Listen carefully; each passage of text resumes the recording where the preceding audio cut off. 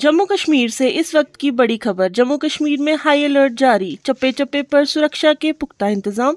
आतंकी हमले के मद्देनजर अलर्ट जारी, सुरक्षा बलों ने कई इलाकों में की नाकेबंदी। एंट्री पॉइंट्स पर वाहनों की हो रही है जांच।